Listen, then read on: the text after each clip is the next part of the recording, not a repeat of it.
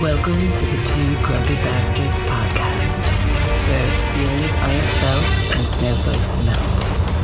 Buckle up, it's gonna be a bumpy ride.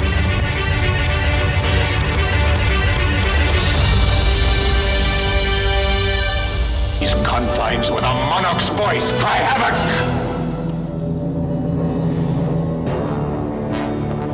Let slip the dogs of war.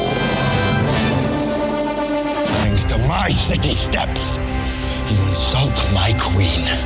You threaten my people with slavery and death. Oh, I've chosen my words carefully, Persian. Perhaps you should have done the same. This is blasphemy. This is madness. Madness. This is Sparta! They painted over ants. I'm not. Gentlemen, welcome to the Two Grumpy podcast. Looks like fuck. Hold on. Yeah, your microphone skipped for a second.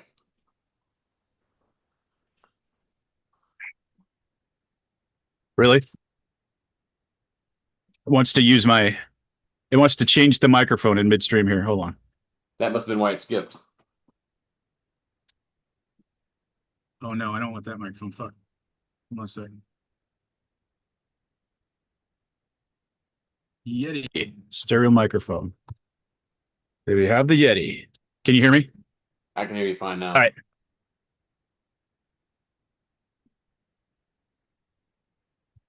Ladies and gentlemen, welcome to the Two Grumpy Bastards podcast. Coming at you, not really live because it all depends on how I get my lazy ass up and produce it. That's when we're coming at you. And Like you know, it takes like an hour to upload these fucking these to the cloud anyway, our backup cloud. So. I just said kind of like Memorex. That dates how old I am. Nobody knows what Memorex is. Those were the best. Those were the best ads with the guy sitting in the chair and he's getting his hair blown back completely and his clothes are all blown back. Yeah. Speaking of old stuff like that, did you see Columbia House went out of business? So those CDs you bought they were back still. in 1980. I owe Columbia House like $17,000 probably. Not anymore. That's good to hear. Actually, what was it like 6 albums for a penny, and yet I'd actually like tape the pennies inside in a card and send it, and then I would just slightly change my name or the location, and that's how I scammed Columbia House. Well, you don't have to worry about them coming after you anymore because now they're gone. I still have a lot of CDs. I sold a bunch because actually some of my CDs were worth money. I used to collect kind of rare editions and all that, but I still have a bunch of CDs in storage, and I bet you half of them are Columbia House CDs. When I was a kid, I always thought that was a great deal, but then my parents explained to me about the debt that I would be in for the rest of my life.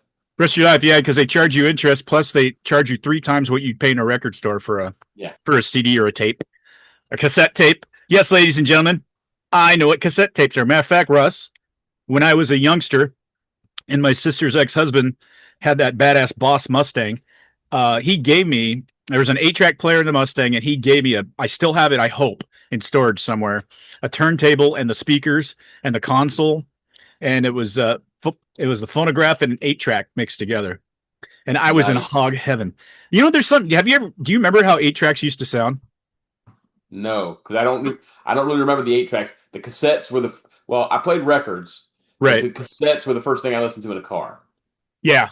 I'm a little older than you, so I was just right at that verge of where they shifted from 8-tracks to cassettes. But the proud thing that I had in my Mustang was the big old box with all of my CDs / cassette tapes in it. Yeah, I remember those. Yeah, man, that was great. And, you know, buddies would be sitting in the back going through that, trying to figure out what we were going to play next. And I remember I wore out 4 copies of Born to Run on cassette. Really? Oh, God, yeah. Yeah, Okay. One of the top 5 greatest rock albums in history. I know Springsteen's turned into a lesbian and He's always been like that. But Born to Run is a brilliant album, especially for a 25-year-old. But I realized in the 6th grade that Springsteen was kind of out there when everybody was blaring "Born in the USA," and I made a mistake of listening to the lyrics. Yeah, it's not a pro-American song, folks. No, it's not.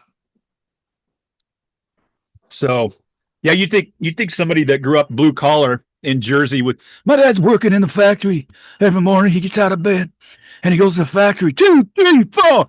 You'd think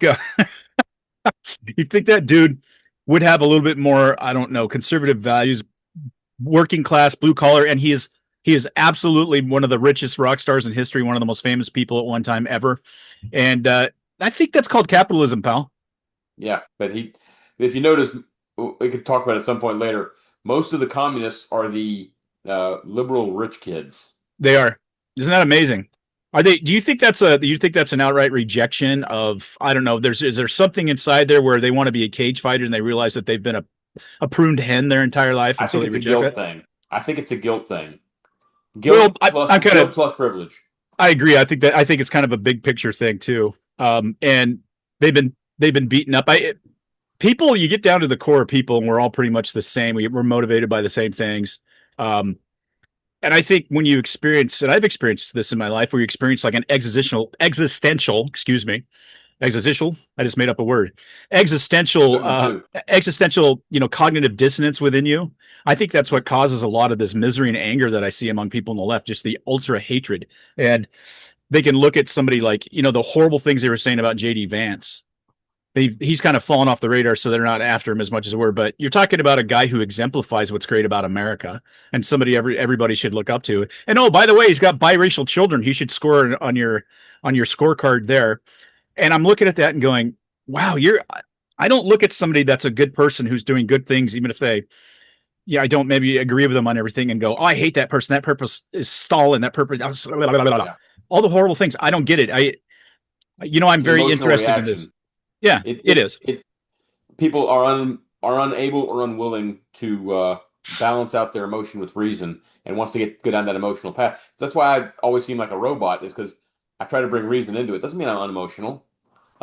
You've seen that, but it's the fact that I do try to bring reason into it, and people just aren't into that. They get into this initial thing of how they think they should feel, and once you stake out an initial position, trying to take that from somebody and replace it with something else becomes almost impossible. There are people to this day who still worship Fauci, if that says anything. Yeah, they do. I don't know. What do you think about as long as we're on this subject, what do you think? Do you think this effect of the rise of the Socialist Democrat Party, which is the Democrat Party, do you think that's having any, like, rattling anybody's cages along those lines and going, maybe I was wrong about this? Do you think there's any? Well, you talking about within the Democratic Party itself?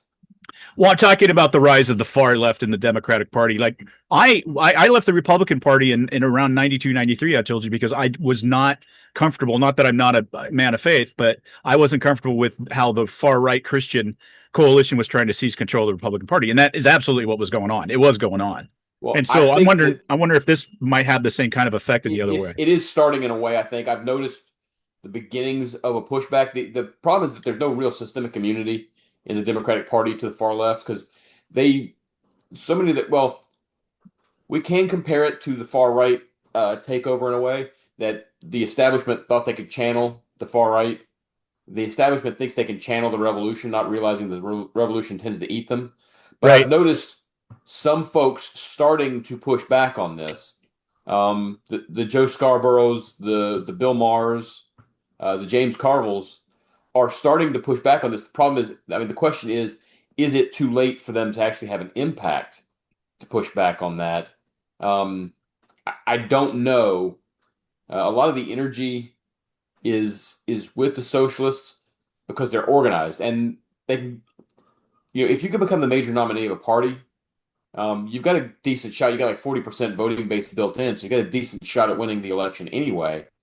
And in a primary, you get what, 10% of the party to turn out, maybe. Right. And so you only got to have, if you're organized, then you can take a large chunk of that vote and actually threaten to win the primary.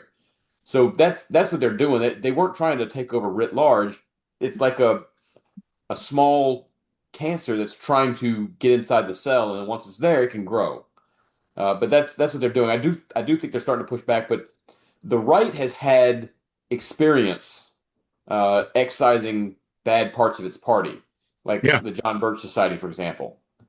And that's why it's made the right a lot easier to basically exercise the Tucker Carlsons and the Candace Owenses and the Nick Fuenteses and be like, hey, look, we don't want you here. What you're saying is antithetical to the views that we hold. And for the most part, they're on the outs. Yeah, they get some of the crazy conspiracy crowd folks that still follow them, but the mainstream part of the party doesn't. Now, can the left do that? I don't know. So, like Tucker and Marjorie Taylor Greene and others would have no chance of winning a primary election in the Republican Party right now. But you got all these socialists that are winning elections in the Democratic Party, and so did they really notice too late? I don't know. We're going to find out over the next little bit. I think the best thing that could happen.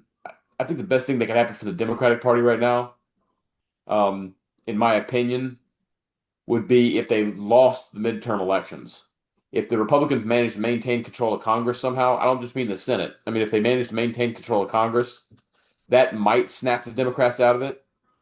But if there's a blue wave, which it's possible. I mean, the Democrats could take the Senate. They could take the House. And if they do with some of the socialist folks they have, I think they're going to go full socialist for 2028. I think the thing that would stop them is if they lost, if they got reality knocked into them this time. 2028, I could see him nominating, an Alexandria Ocasio-Cortez or a Gavin Newsom and going way far left. And while I think that would be easier for the Republicans to beat, it does worry me because that's one of the reasons why I didn't ever want Bernie nominated was because, you get to be the nominee of a major party, you've got a shot no matter what. Uh-huh. And the 2028 election is already going to be hard because people are going to have the Trump fatigue. So I don't want that built-in advantage.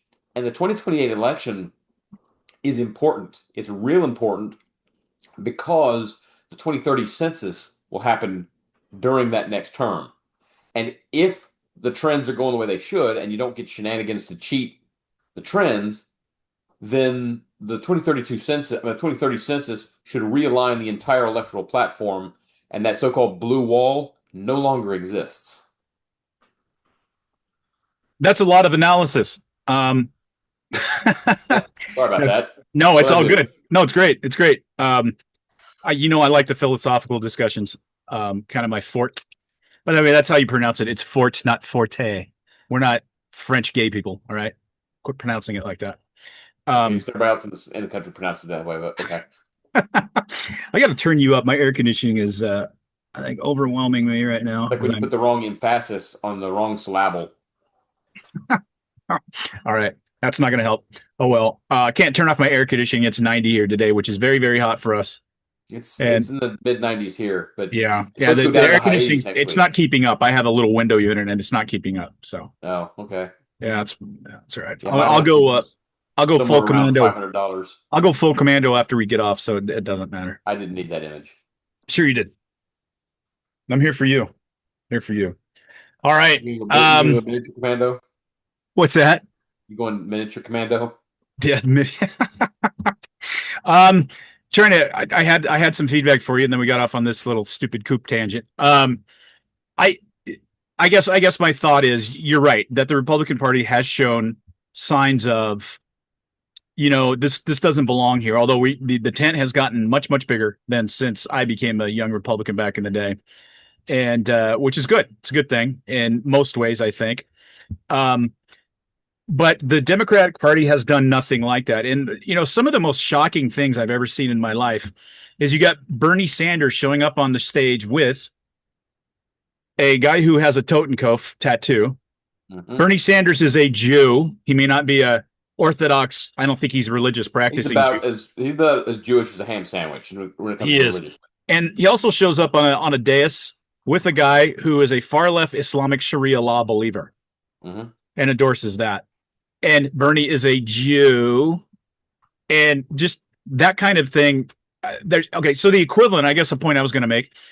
Imagine if prominent Republicans, Marco Rubio or my guy Ted Cruz or any of that kind of stuff, campaign for candidates that wanted handmaiden style that we always get accused of in the Republican Party. That Christian beliefs, and the Christian church is the only one allowed in the country. slowly assimilate, that we're going to kick anybody, you're not welcome here. I could go on and on. Absolutely. Take away all of the stupid policies that make doing business and renovating a home or anything like that, all the way to that side. Cutting off all social welfare programs, cutting it off, period. Social Security is the most expensive thing that we pay for in this country, by far. And cutting those things off. That is the equivalent of what I'm seeing of Democrats who are supposed to be thinking Democrats endorsing candidates like this, because you are taking what you may all the way here. How can you not see that? How can you not see that? Like, if I actually declared that, do I believe that when I hear Christian nationalist, I go, yeah, you mean the founding fathers, right? Yeah. Those terms don't insult me. They don't frighten me when you're just a Christian nationalist. And then, of course, it's always followed up by fascist and Nazi and all that stuff. And it's like, those things are mutually exclusive, right? Yeah. You can't be a fascist and a Nazi and be a Christian nationalist at the same time. It's impossible to unite those two things. Just like it's impossible to take Sharia law or, Islamic beliefs and try to incorporate that within the structure and the society and culture of America. Those two things are oil and water. They don't belong together. Sorry. Like the alliance somehow between the radical Islamists and the LGBTQ community. Cognitive dissonance, bud. Cognitive dissonance. Yeah. How can you not know that these people will kill you? They will kill you. I love those articles about like the gay crews not being allowed in port.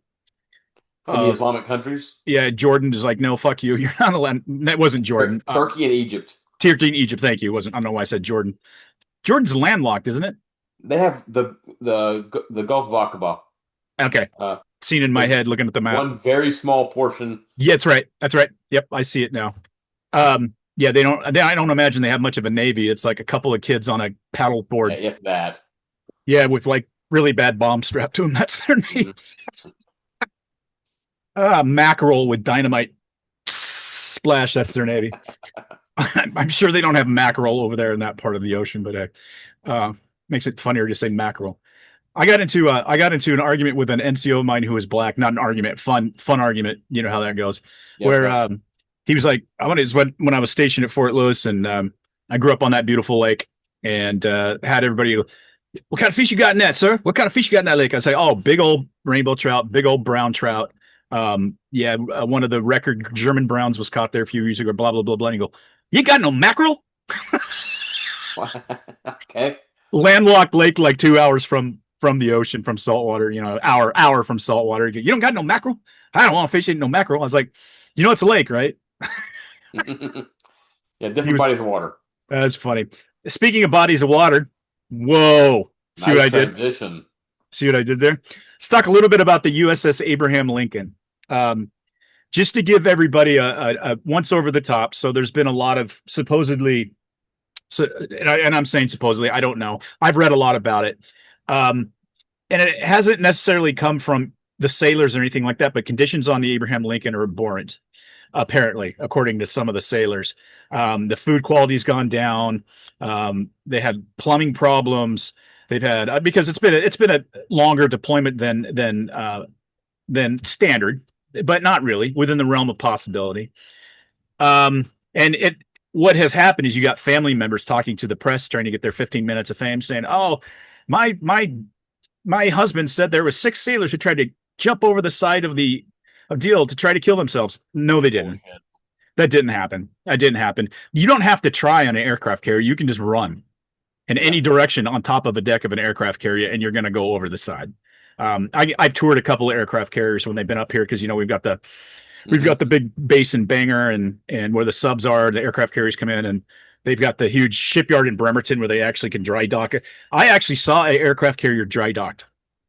It was the most amazing thing I've ever seen, dude. And it's like you would think there'd be like all these like cool lifting technology. No, oak yolks. Huge yolks that were built to fit exactly the hull of that ship. They custom, and it's up in the air, and I'm walking underneath an aircraft carrier.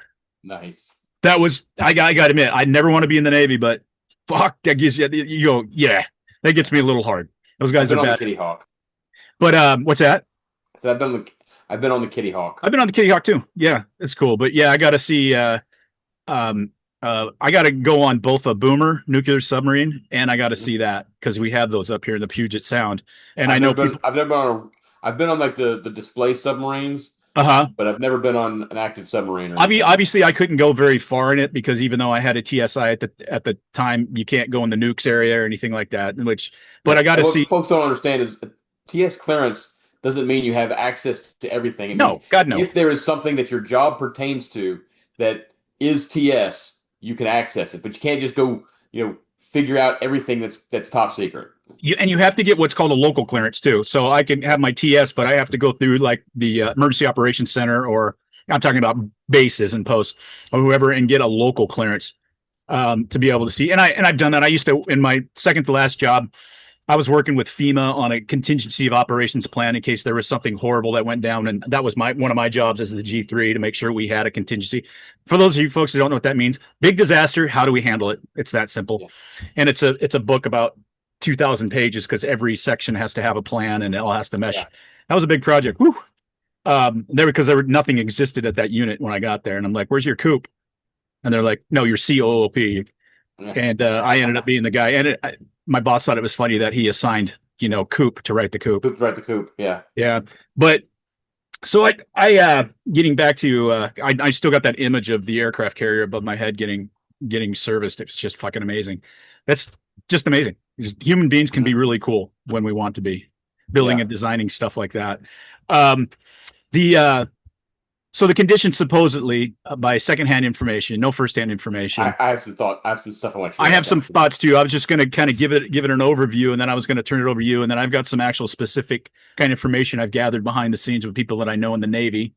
Go ahead, Russ. Just that was kind of the once over the world, and usual, Koop was all over the place on that. Did it never occur to anybody to bring up that, hey, these supposed ship that can't get stuff out to the world just happens to be the one that's going to make Trump and Hegseth look bad? Nobody questioned the potential for a political op on this.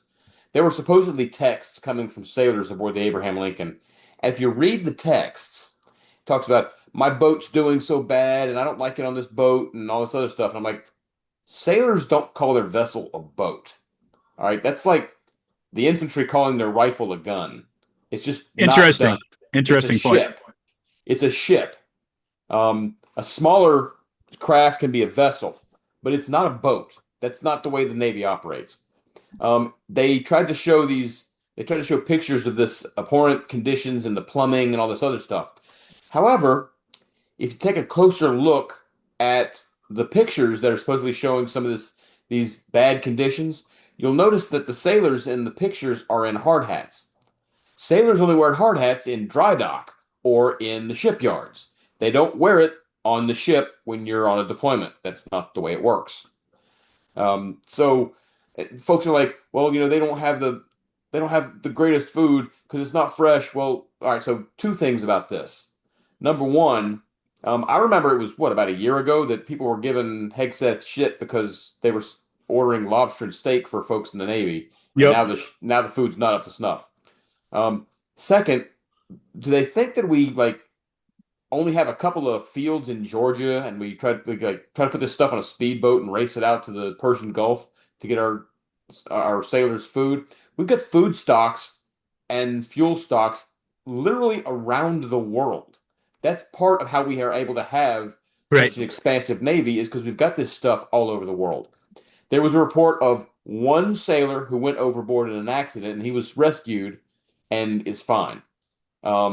Six people did not jump off this thing trying to commit suicide or go somewhere else. In the Persian Gulf, what are they going to do? Swim to Iran? It's not going to happen.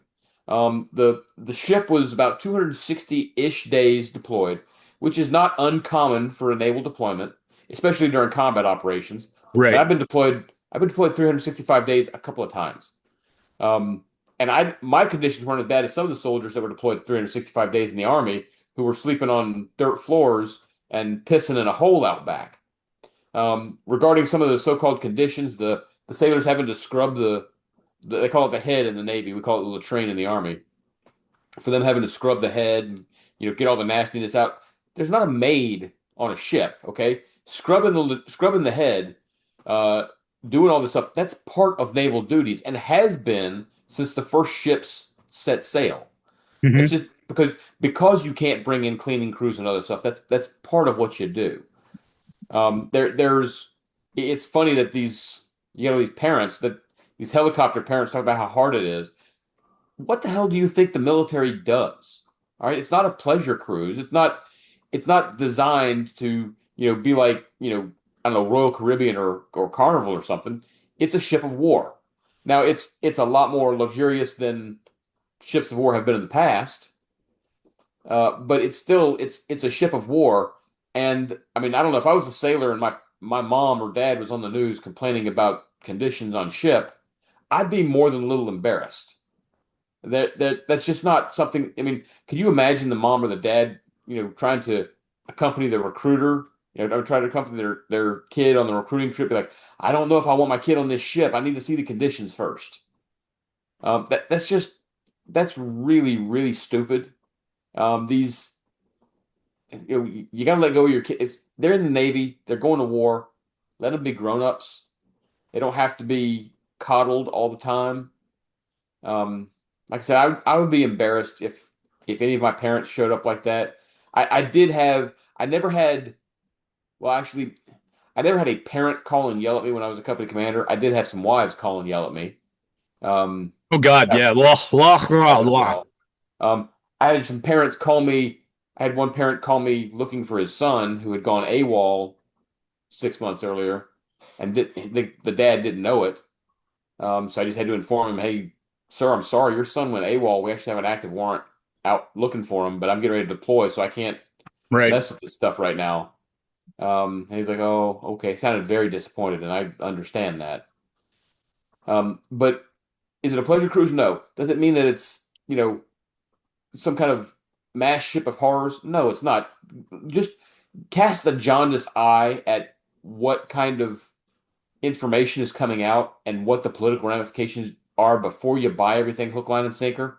That's all I ask. But most people won't. That goes back to you get the initial emotional narrative and you want to stick to that. So anyway, that's my 4 cents. Yeah, it was like 4.78 cents actually. You did good. You Yeah. did good again. You did good again there, boss. Thank Hey, you. I got a couple thoughts on this, and I just got to tell you, I will get back on track, but a funny company commander call that I got Oh. when I was an HHC company commander, I which got is one of those. it fucking sucks. It just fucking sucks. All I did was run night court and fucking do inventory and Yeah, shit. It was, I had two commands, and HHC was my first, and then I went to a rifle company. So oh, I did you it poor backwards guy. from what most folks did. You poor But I guy. I got a call I got a Oh, wife call from as a company as an HHC commander. Sorry, go ahead. no, it's okay. But I got a call from some so HHC, for those of you that aren't in the military, that's basically headquarters company, and basically everybody's your soldier. That means like people that outrank you, you're still responsible. It doesn't mean you go up to one of the lieutenant colonels in your company and go, "Hey, motherfucker," when you're a captain. No, Yeah. not that I would do that anyway, but I'm just saying, you do have command authority over all these people that outrank you, and when they bend the rules. And I've told stories on here before about how popular I was when I suspended all the doctors pro pay who hadn't taken a PT test in a year, and I had all the line coming into my office was like stretching. I was very popular among that group. Fun. The NCOs loved me because I was the first one to actually take charge and make people act like soldiers, not just their profession.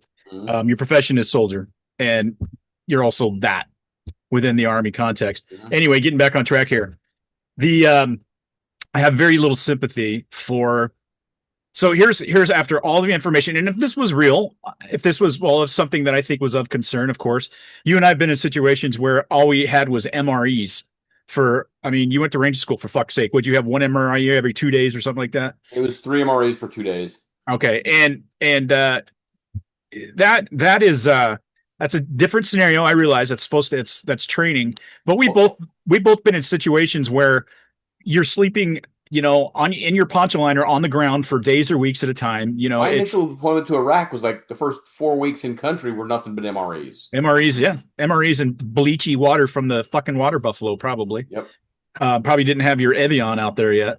No, not yet. Yeah, no, and conditions are rough. I realize that that's the Army. I get it. It's not the same as being in the Navy. I don't think it should be the same. That it would be a waste of time to train every sailor to be a soldier. It would be a complete waste of money and time. Feel the same way about airmen. When I went and visited Wichita Falls, one of the basic training places, because there was a lieutenant there that I knew. Mm-hmm. Okay. I get it.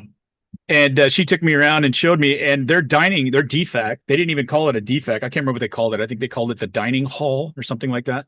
Probably. Like college or something like that. And I went in there, dude, there were tablecloths and cloth napkins on the tables in their DFAC. And they just would leisurely go in there and they'd sit and talk and stuff like that. That was their basic training. Yeah, none of this eat in 3 minutes, no talking, shut the fuck up, move through all of that. None of that. You talk, you lose your food. Yeah. Yeah. So I think a lot of what's happened is it's been a little bit longer deployment than we've had in recent history. I think the 1-2-4-2-1 rule that I've always had in my life. When you look at not all my life, that I've been stupid to think about that when I was a kindergartner. But in my career, maybe you were ahead of your time. One of my mentors when I was in RTC kind of threw that out there, and being a student of psychology and stuff, I thought that's interesting. So over the course of my career, I kind of paid attention to this. So that the 10-2-4-2-1 rule is, if you go the top 10%, you got about 10% of your soldiers that are ridiculously outperform everybody else. Drop down to that next quintile, the 20%. Very solid performers, don't need a lot of guidance, but they may not be racehorses or rock stars like your top 10. But people that are going to get good OERs, good NCOERs that you can count on. Then you got that middle, and that's where most of your soldiers reside, your 40%, where it's like they don't suck, but there's nothing special about them. They do their job, show up, do their job. They might have a hiccup here or there, but then you drop down to that fourth quintile, that 20%, and now you're looking at people that are rabble-rousers, but they don't do enough for me to court-martial them or Article 15 them out of the Army. Yeah. And then you got the 10% that don't belong in the Army at all, and I wish you well in your career as a whatever the fuck it is you're going to do, as a barista or whatever. That actually does kind of come pretty close to describing.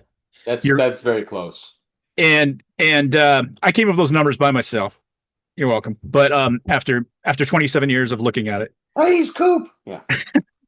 But I think it's fairly accurate, and you agree with that. And that's cool. But and the 10%, people don't realize this. The 10%, and I should say maybe the bottom two quintiles, 30%, or the 20 and 10%, mostly 10%, are 85% of your time in aggravation as a company commander. I was just thinking that they take up the vast majority of your time. They do. And I really hated that. And so I tried to deal with that very swiftly, because I should be focusing on reinforcing my 4-2-1 at the top three quintiles, right? Yeah. Mentoring the ones that are in the 40% to teach them and grow them to be in the 20 or 10% above. Mm-hmm. And then you don't really have to worry about the 10%. They don't even really need a lot. Just great job. Thank you as always. You're amazing. They can help you out. They can help you out. Save your career in some cases. It's like, sir, we need to fix this. All right. Yeah. How do we fix this way? Okay. Thank you. God bless you. There's a lot of those. And so I think what you're looking at is if there are these kind of complaints coming off this boat, and it's been out there a while. So I can imagine my soldiers back in the day, if we had like steak night twice a week or something at the DFAC and they cut it back to once a week, those fucking CAV troopers would go nuts. Because I don't know how that food supply works in the Army. I've never dealt with any of that shit. But it's like, okay, so we're not going to have steak night on Tuesday this week. We're going to do tacos instead or something like that. Because the DFACs, believe it or not, folks, at dining facilities do a great job trying to feed their soldiers. And they're kind of competitive, too.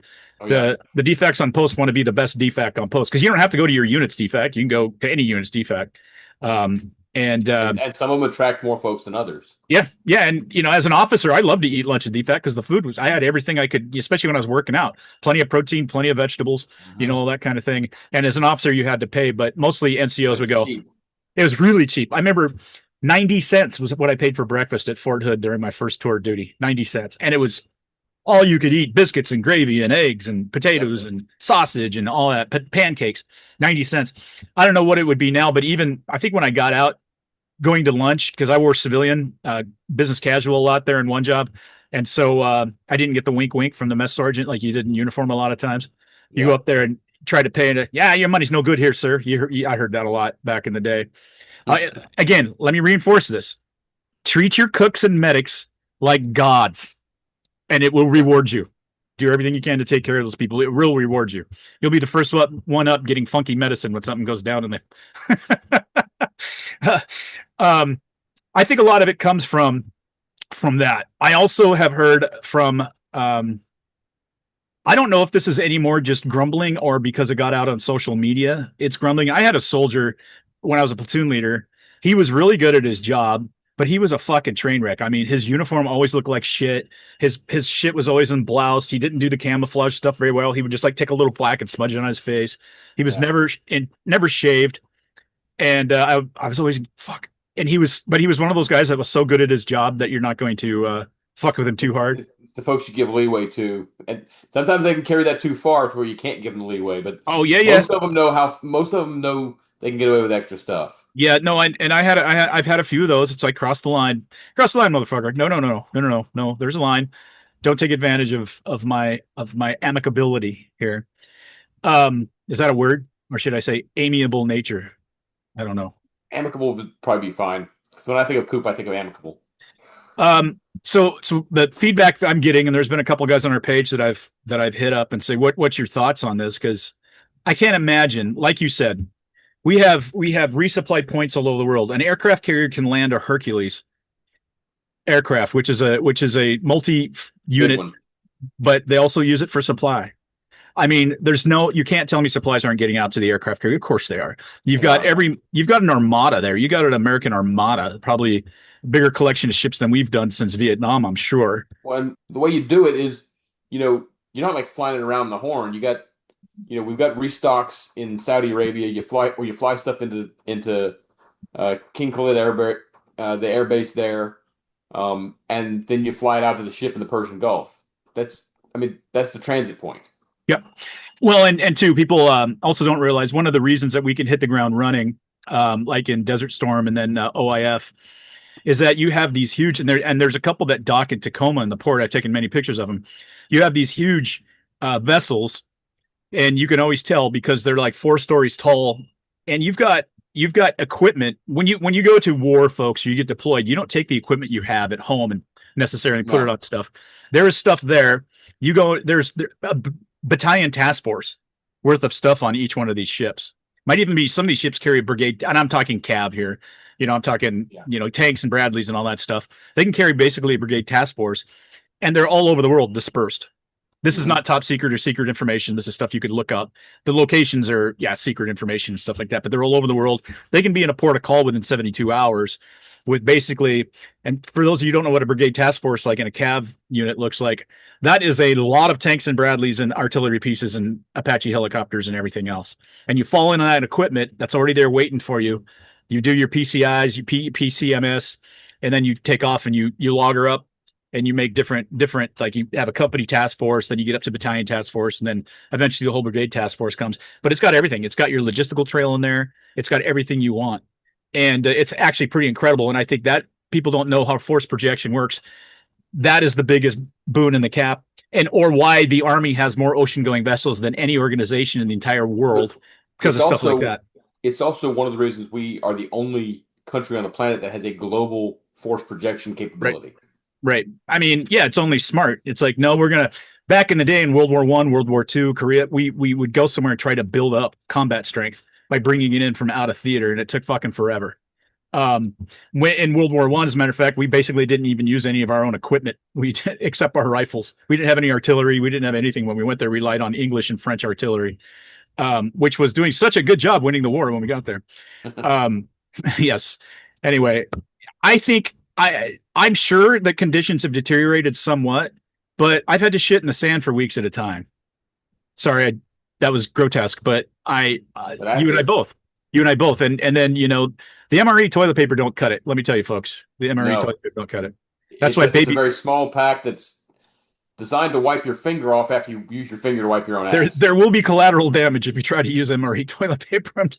As a young cadet, I didn't know any better. And I'm like, oh, so I'm trying to figure out how to wash my damn hand. And that's always take hand sanitizer in the field with you. Got it in my cargo pocket for everything. Gold. Yep. Baby wipes in the ruck and sanitizer in the pocket. But because there's a lot of situations like that. I don't know. I don't take it seriously. Trump doesn't care about our soldiers. Fuck off. Fuck off. Of course he does. And Hegseth is all about the warfighter. So I don't have any doubt that things have gotten a little bit tougher as you go through deployment. But God, for those of you that think that's tough, watch the miniseries Generation Kill on HBO Max about the Marine recon going into Iran. True story with the embedded reporter. They were getting by with bubble gum and fucking duct tape, bro. They fell in on Humvees. These are Marine recon snipers, and they're driving non-armored Humvees right into the heart of the fight. And all of these had been sitting there since Desert Storm, so they had to cobble pieces together to get enough to run to get there. That is what the Marines went through in the last war. We've all been there. The Army is the most superior logistical organization in the entire world. As much as you and I can joke about the loggies and all that stuff, they do a phenomenal job. Yeah, they do. They do a phenomenal job. They're professional, and they take pride in what they do. And what was the number, Russ, about the one warfighter for how many in the logistical trail in the modern Army? I can't remember. Modern era? I want to say it's like 1 to 14. Something like that. I was thinking 12, 13, 14. Yep. Yeah, that means that around there. That's how many people it takes to support one warfighter. One warfighter. And even in your world, the light world, and especially in my old world, the Cav. My God, the logistics on that. You got those Abrams tanks that are burning up 8 gallons per mile of jet fuel. It's the gasoline, the transportation to get the gasoline there, the manufacture, the storage of it. Plus, you've got the ammunition you got to get corralled and get there. You got your medics that have to take care of you. You got the cooks and the transporters to get the food to the front lines, and then it's a phenomenal logistical tale. And is it necessarily super sexy?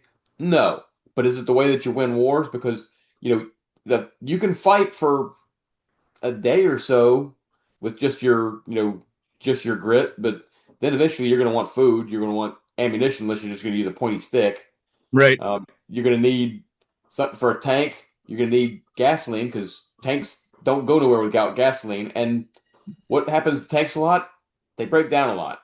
So you need the mechanic folks, the maintenance folks to take care of it. So yeah, the logistical tail is phenomenal to actually make sure that we can, like you said, hit the ground running.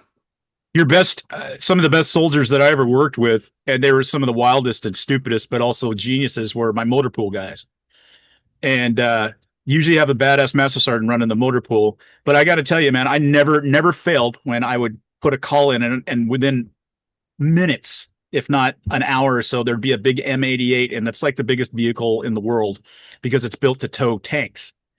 It's a wrecker, and it's an armored wrecker. I think it probably does 5-6 miles an hour. It's fucking excruciating, but you know who the fat electrician is, right? Yeah. I've watched a couple of Okay. He told 2 stories about when the Japanese and the Germans knew that the war was over for them. The Japanese knew the war was over in the Pacific when they heard that, and it was true, that we had entire ships. We had ships whose entire job was just to make ice cream for the other ships in the fleet. And like, if the Americans got enough that they can spend on ships that just make ice cream, then we're outclassed. Right.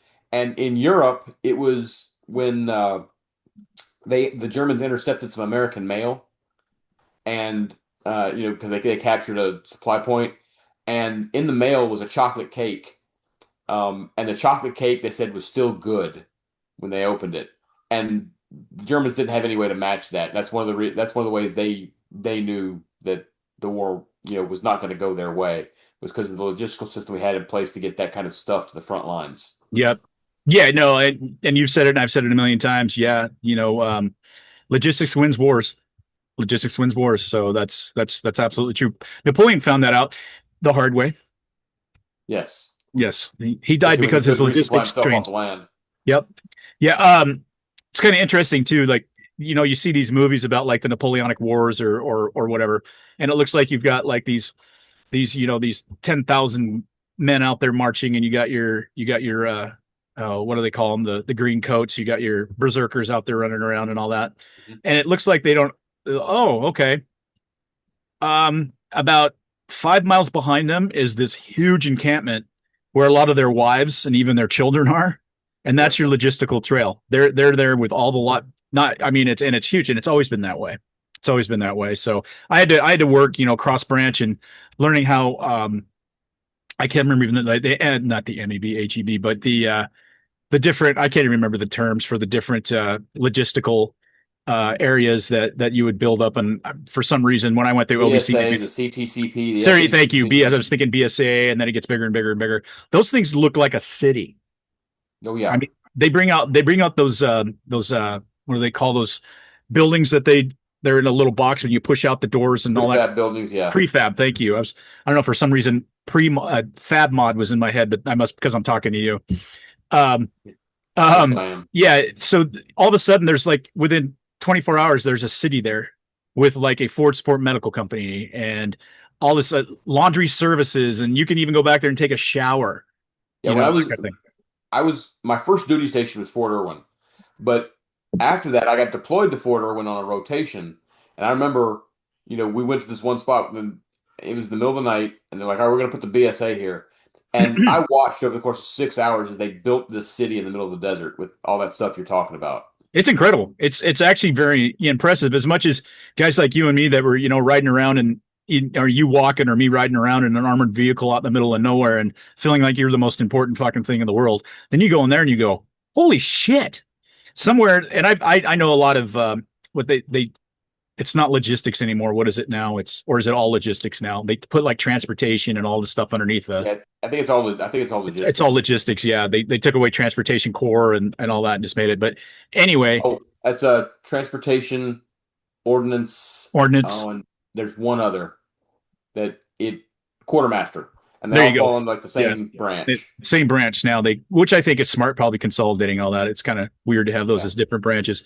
But yes, it's just you talk to the lieutenant colonel, the bird colonel that's in charge of all that, and it's like, my God, how do you? It's like you're managing. It's like you're a mayor of a city. Yeah, and he just shakes his head and he goes, two things: have a really good chief of staff, and have really good NCOs. That's it, because they know what they're doing. And I'm like, wow, they just magically can integrate all that stuff. I've seen it dozens of times, and it is impressive. I know we're getting a lot of love to the combat service support in this podcast. So you and I probably need to take some testosterone tonight. But kidding. Yeah, go out and kill like a coyote out in the yard or something. No, I did later in my career. Later in my career, when I actually started kind of doing that cross branch stuff and seeing how, I have no idea, I've never done it, but seeing how that works and it integrates, and all of a sudden, boom, that's fucking impressive. I'll just say that. Let's think. Yeah, go ahead. I mean, going back to the Abraham Lincoln, I think you got a lot of, you got maybe some folks who are not happy about being out there like you would almost anywhere. Some stuff leaks out and the press just absolutely runs with it. You get some people that are making stuff up. Like I said, the text messages and some of the photos, that's bullshit. But the press will eat it up. And then a lot of our buddies in the military, or a lot of folks online, will just parrot it without even bothering to think critically about, hey, is there an agenda behind this? Because we know that's bogus. Now, when the Abraham Lincoln gets back to the United States, gets back to port, they're not going to interview anybody but the dissidents. They're not going to talk to the sailors who are out there, talking, how they were rearming jets and fighters and, bombing the shit out of Iran. They're not going to be talking about that at all. They're going to try to find the disgruntled folks and try and reaffirm what they already want to believe. I would love it if they'd interview some Master Chief and he gets on there and goes, well, I guess we found out who the fucking pussies are. I wouldn't be surprised if that's what's going on the ships right now. Yeah. I know, and you signed up for it. And I'd be going stir crazy if I was on a ship for that long too, but I'm not in the Navy. Yeah, that's one of the reasons I didn't join it. I got into Annapolis too with the intent of, I got into both West Point and Annapolis, and this is not a humble brag, it's just empirical. And because my intent, I don't know if I ever told you, Russ, I was going to be a Marine officer. That was my intent. No, I had no idea. Yeah, and so I got accepted to both Annapolis and West Point. Huge deal, especially kid from I was born in a small town. Yeah, nice going, Bruce. That was John Mellencamp. Oh, sorry. That's all right. Same and I live in a small town. That's right. Anyway, I got in and then I explored my options at Annapolis, and it's like, okay, so only like, I'm throwing this out there, 15% of the cadet body was Marine, because they all go to the Naval Academy, but you do separate shit when you're a Marine cadet than you do you got a core, and then you core class, and then you basically last 2 years you're focusing on your marineness. We have some Marines on our webpage, and I just want to apologize ahead of time and say this. No, it wasn't. I'm not going to go with the whole crayon eating dumb, because I met some very smart, amazing people, but their focus was so tiny. And then when I did my little West Point little deal, they took me there for 3 days. I'm like, the Army is this huge thing that you can do anything. Literally everything that's in a city, you have a job for in the Army. Yeah, you do. I mean, you have facility managers. You got the first time I ever saw people, I couldn't believe it. Drove up, it's like everybody's there. Here's the point. Here's the rally point. La la la. And you go there, and there's a shower unit out in the middle of nowhere with these big rubber blivets outside the showers. Mm-hmm. And you can go there, and that's what these soldiers are trained to do, is drive these showers. And there's like 20 showers in there. It's like a locker room on something like that. Yes, on one of those same things we were talking about, those prefabs, and knock those out. And you can get you only got like 5 minutes, but my God, it's been weeks. I literally can smell my nuts in my breath. I haven't taken a shower in so long, and it's not and I look at that and I go, wow. So the Army's really cool. You can do anything you want in the Army. You really can. And Marines was very limited. That's the only reason. I respect the hell out of Marines. I do. We both do. They do more with less than any other branch in the military. That's for sure. They let you know it. But they let you know it. Marines, SEALs, CrossFitters, and vegans. Yeah, well, I mean, how do you know somebody's a Navy SEAL? You can read about it in their book. Yeah. Yeah, we've said that many times. And guys that are Army Special Forces, yeah, you're probably not going to know until you get to know them really well.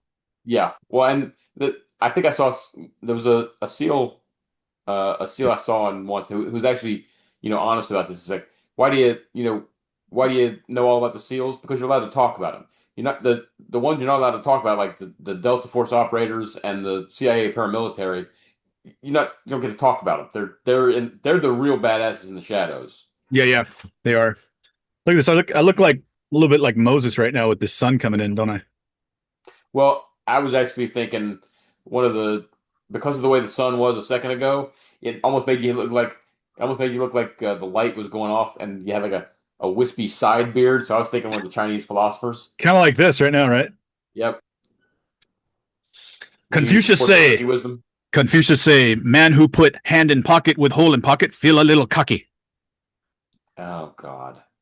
Speaking of Japanese people, why do Japanese men wear sunglasses? I don't even want to know. I mean, why would they wear sunglasses? You know what I'm saying? And then like you watch all those movies with like the Yakuza, and they're always in all that. Look, dude, you don't need to wear sunglasses. I'm not going to be able to tell you out of a lineup with a bunch of other Japanese guys. There's no way I'd be able to pick you out of a lineup. You don't need to wear the fucking sunglasses. It's cool. I will have no idea. Okay, moving on. You don't like that one, huh? They got a lot of laughs on one of my open mics. I promise you it did. I'll bet. All right. Yeah, moving on. Why don't you talk to us a little bit about what's going on with the primaries? We've been kind of stuck on the philosophical side of stuff. And I need to get some more primaries this past week. We can talk about the boring ones first. Wyoming went almost all Republican. All the Republicans you expect to win won. Alaska was interesting because Alaska is similar to California in that they have a jungle primary, but instead of the top 2 advancing, the top 4 advance. And the Democrats are trying a dirty trick in that one. They've got a guy, the incumbent senator in Alaska is a guy named Dan Sullivan. Well, the Democrats found a guy also named Dan Sullivan, and he is running an independent campaign and got on the ballot too. That's fully intended to confuse voters as to which one they should vote for. The most concerning one was that the top vote getter is the Democrat nominee, Mary Peltola, and in the jungle primary, she actually won 53% of the vote. I think that's what it was.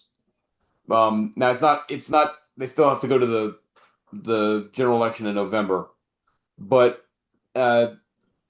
Peltola could take the Alaska seat if the Republicans don't turn out up there, or if this other Daniel J. Sullivan ends up confusing voters enough to where he drains votes from the Republicans. So Alaska is not a seat that the Republicans can afford to lose. Now, the other more exciting primaries, there were a couple of results in Florida that I want to get your thoughts on. The first was the Florida governor primary. Representative Byron Donalds won the primary and is going to be the Republican nominee and most likely the next governor from the state of Florida. He defeated the Florida lieutenant governor, who kind of had DeSantis's tacit endorsement, but not really. Everybody had originally assumed a few years ago that the lieutenant governor was going to be the natural successor, but Right. Donalds came in. I'm really impressed with Donalds. I could see him running for president one day. He's talked about continuing DeSantis' legacy. If he's half as competent as he appears, he'll be a great governor, in my opinion. So I want to get your thoughts on the Florida governor primary before I talk about the fun one. It was great to see. I'm trying to think. What do we know about David Jolly, who's now going to be his opponent? He was a Republican at one time. That's what I thought. I didn't do a lot of looking in on him. I will. He's going to lose by 15, 20 points. Well, that's my prediction. You're 100% right. What's funny about the whole primary thing, real quick, and the Florida governor's election. Remember, back in 2018, DeSantis won by like 0.5% to a guy who's now a convicted cocaine user who was soliciting male prostitutes, I think, in Tallahassee. So it's amazing how close that state came to being something different. Yeah, Byron Donalds, I've seen him a lot on different venues, on podcasts and talk shows and stuff like that. All the racists would say he's well spoken. I've been reliably informed that if you don't vote for the minority in the race, you're racist. I was just going to bring that up. I have seen some actual social media stuff out there about how it was racist to vote for Byron Donalds, and I'm trying to figure that one out. That's like Larry Elder being the what do they call the blackface of white supremacy? White supremacy. It's almost like that. What's his face? Our comedian Dave Chappelle. Dave Chappelle. You remember that skit he had where he was black but he didn't know it because he was blind? And no, I don't remember that skit. It's the funniest thing that's ever happened. I will have to put a link up on our page for people. I'll check it out. I'm trying to remember what it's called. It's like the black white supremacist or something like that. And his wife is black and he's always yelling at her. And yeah, he's black, but he's like really old and he thinks he's white because he was blind. You actually, now I think everything's turned back around to now you can start joking and making skits like that again. Oh yeah. Fortunately, but there for about 5, 6, 8 years, that was like verboten. You could never do that again. And then I was watching this morning when I was trying to wake up, a little Shane Gillis highlight reel on YouTube on the Kill Tony thing. And I love that he's just like, you're gay. Or it's like, well, you're retarded, and it's now back in the, you'll hurt somebody's feelings. And look, I know we got people on here that have special needs kids and stuff like that. God bless you. That is not what that's about. It's not about that. We're calling out people that should be smarter than they act. That's what we're calling out. It's not. Yeah. It's not a slur on handicapped folks. It's just not. Not anymore. It never has been with me. Never. Matter of fact, I've been around a couple of Down syndrome kids that were children of friends of mine. You will not find any happier, funner people to be around in life than a kid that has Down syndrome that thinks that every moment is just amazing. Yeah. It's like having a puppy, and I don't mean it that way. That sounded terrible. Not that they're animals or dogs, but it's like being around someone who's happy, lives in the moment, can have the biggest heart of anybody in the room. Yep. So it's not meant that way at all. Not even close. But the idea that, okay, how could any of these, there are certain things in life. I say this often. Sometimes two things can be true. That happens all the time, right? Two things can be true. And they may seem to contradict, but they don't necessarily. This is one of those cases where two things can't be true. Okay. Larry Elder was not the black face of white supremacy. What does that even mean? I mean, it means he's a Republican and I don't like you. That's right. Back in the old days, I guess they would have called him an Uncle Tom, black person. Oh yeah. He's been called that plenty. Oh, sure. because he doesn't intersectionalize the fact that he is African, not even African American. He's a Black American with his politics and his faith. And he's not only smart, but he's exceptionally quick-witted too. He took Charlemagne the God down. Oh, he's one of the smartest guys out there. I don't think people appreciate him enough. So what do you think? You think 20 points with Byron Donald? 15. I'm going to say 15? probably 15. Okay. I mean, DeSantis won by 20. It's possible. I don't think the outcome is in doubt. Florida was a swing state up to about 2008, but it's not a swing state anymore. It's solidly red. The fun primary was the Senate primary on the Democratic side. I'm just going to bring that up. The Angie Nixon, a Democratic socialist, won that primary 56% of the vote. Now, the fun part is who she was running against. A guy who outspent her 9-1. One of our more fun people, a guy named Alexander Vindman, who kind of started the whole Trump won impeachment mess when he went whistleblower over what I thought was bullshit. So I mean, yeah, Proverbs tells us not to take joy in the downfall of our opponents, but I have trouble with that one. So I did take a lot of schadenfreude over Vindman getting beat. First of all, he was carpetbagging. He went to Florida specifically just to run for office. His brother's a congressman in Virginia. And then Vindman I compared him on my Facebook page. He's one of those guys that you run across in every S3 or G3 shop in the Army. He's kind of there. He acts detached so he can pretend like he's smarter than everybody. He gripes about how if the Army was fair, he'd be a GO. On all the formation runs, he's either up front, meaning that it's a slow run, or he's one of the guys that's falling out and trotting along because he's not in any kind of shape. He's just kind of there.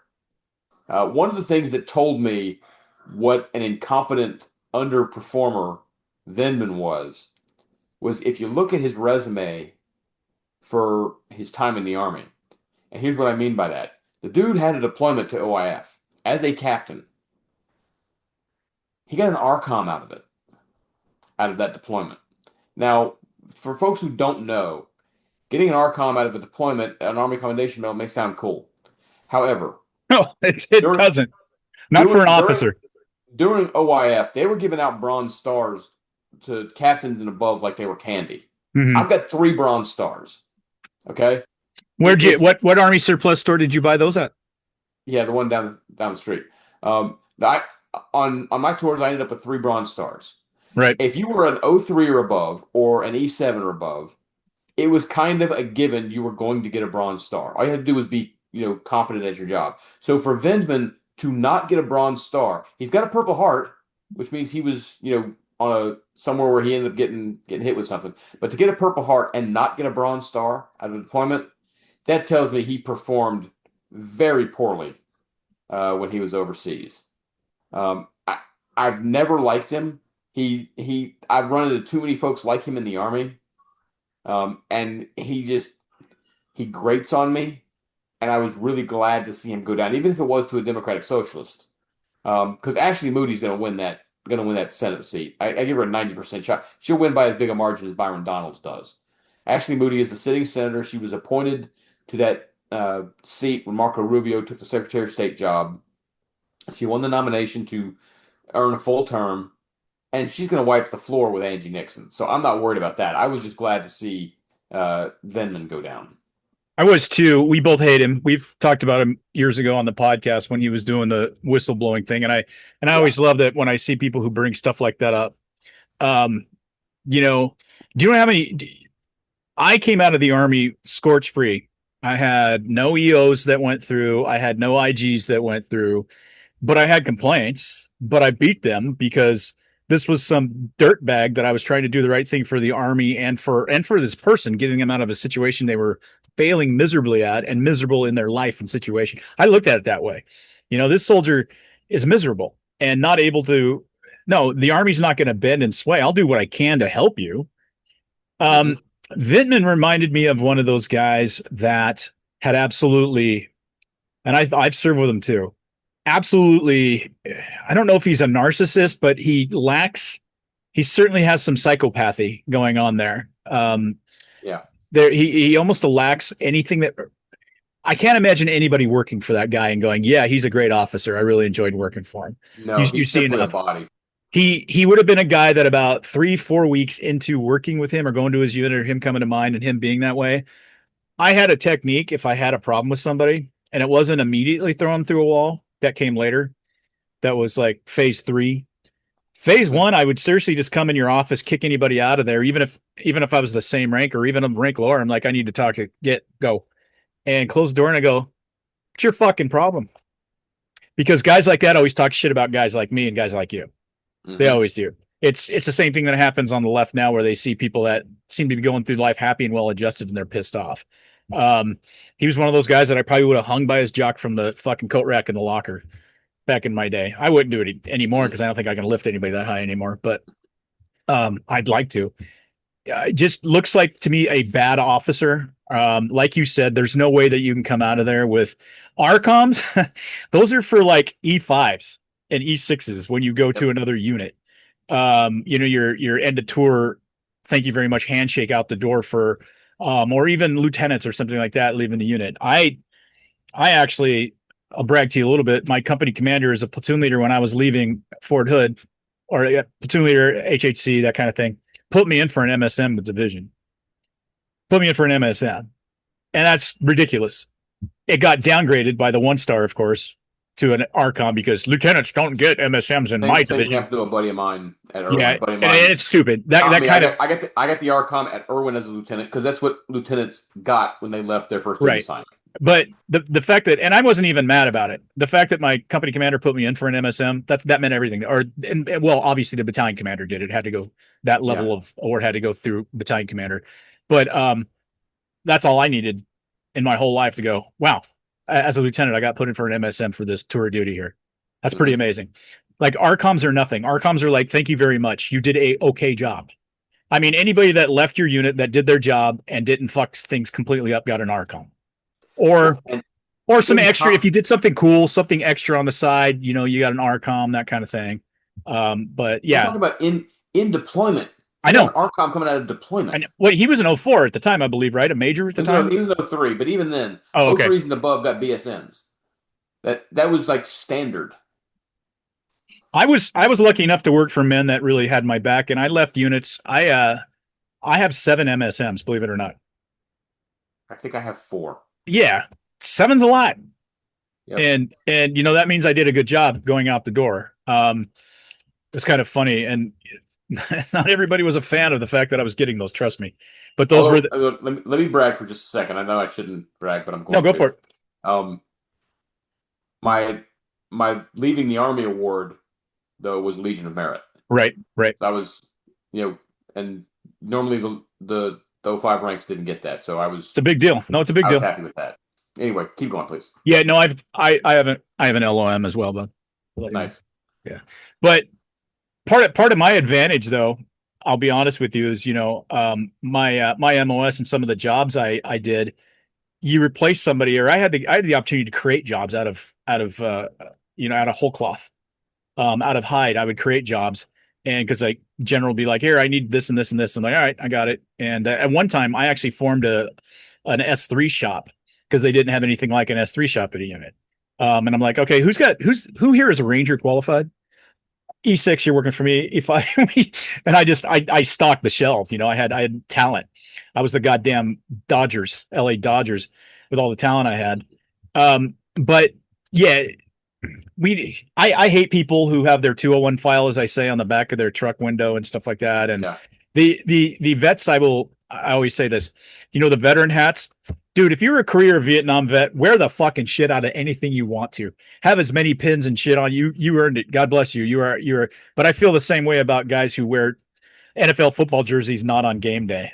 It's like, you're a douche. But, we've seen it. It's not as popular as it used to be. You drive around post and you'd see, like their little deployment ribbons as stickers and all this other stuff. Now, you and I both have admitted that we had our, I had my Gary on. My very first car. I had my Gary on Ranger there. School, and I was very proud. I had the Ranger and Airborne and Infantry on my very first car. I've not had it on any since. No, I did the same thing as a lieutenant. I did the same thing as a lieutenant. I had my qualification badges. That's kind of what when you come in, you're kind of like, hey, look what I've done. I'm a badass.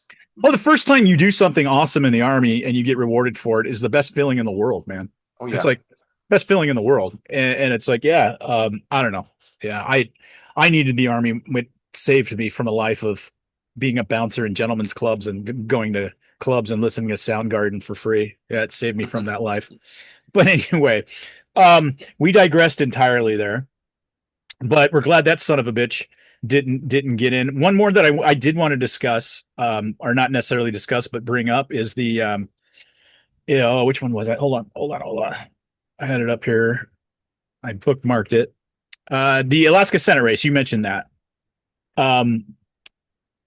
The whole debacle about facing a guy with the same Dan Sullivan. Have you been tracking that? Yeah, that's one of the things I mentioned earlier. That's a Democrat dirty trick. Did you already mention that on the podcast? We talked about it pre-show. I mentioned it a second ago. Okay, I'm sorry. I'm having a hard time hearing you because of the air conditioning. My bad. Yeah, no, I mentioned he tried to get on the ballot as Dan Sullivan and not Daniel J. Sullivan, but he got the same name as the incumbent. It's an attempt to confuse people. It won't confuse many, but it's an attempt to draw off 1 or 2 percentage points from him, and it's crap. The guy only registered as a Republican within like the last year.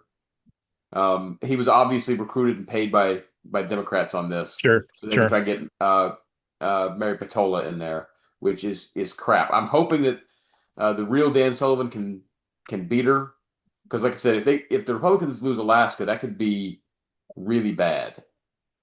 Yeah, the only thing, Alaska has that crazy balloting system too that I'm not a big fan of. The weighted scale balloting system. The preference stuff. I'm not a fan of it. I'm wrong. I don't like it either. Maybe I need to do more research or something, but yeah, I'm not a fan of it. Some things are okay. Avoid having to fix everything. I'm sorry, say again, bud. It's a way for you to avoid having to make a choice. Yeah, like everything else in this modern world, huh? Actually, I want to correct the record earlier. Hey, you don't even have to choose you don't have to choose your gender in this world now, so why should you have to choose a candidate? Peltola won 48.1% of the vote, and then the incumbent won 42.7% of the vote, and Daniel J. Sullivan Jr. won 2.4% of the vote. But because they go, the top 4 will go to the general election. That dude will be on the ballot. I don't like the ranked choice voting system where, the top, you get all your votes and they eliminate the number 4 person and their ranked choice stuff gets doled out until you are down to the final 2. I think that's a coward's way out. I think you should have to make a choice with your vote. 100%.